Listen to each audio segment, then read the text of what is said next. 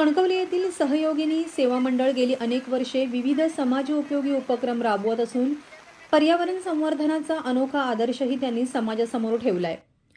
4 वर्षापूर्वी वागदे येथील श्री उबादेव मंदिर परिसरात मंडळाच्या वतीने वडाचे रोपटे लावून वटपौर्णिमा साजरी करण्यात आली होती।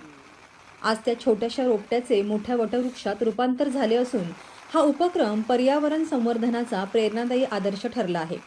वडाच्या झाडांच्या फांद्या न तोडण्याचा संकल्प मंडळातील महिलांनी केला असून मुंबई गोवा महामार्गालगत लावलेल्या वडाच्या झाडांची गेली 4 वर्षे नियमित देखभालही त्या करत आहेत।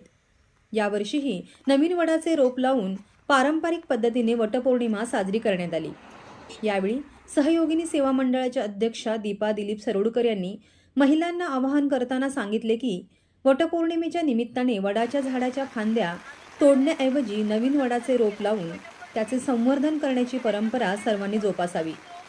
पर्यावरण संरक्षणासाठी हा छोटासा प्रयत्न भविष्यात मोठे योगदान देऊ शकतो। नमस्कार, मी सौ दीपा दिलीप सरोडकर। गेली 4 वर्ष आम्ही एक उपक्रम राबवत आहोत की वडाच्या झाडाच्या फांद्या न तोडता एक नवीन रोप लावून वटपौर्णिमा आम्ही साजरी करतो आणि वृक्षतोड न करण्याचा संदेश महिलांना आम्ही देत असतो। तर या ठिकाणी हे आम्ही 4 वर्षापूर्वी लावलेलं वडाचं झाड आहे, जे छोटंसं रोपटं होतं त्याचं आता वृक्षात रूपांतर झालं आहे।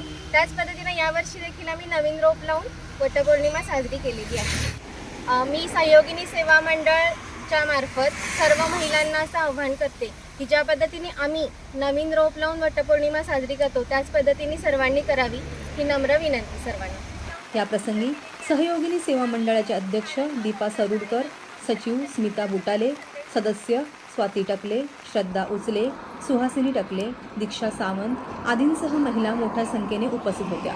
Viraj Gosavi, Maharashtra live news, Sindhudurg.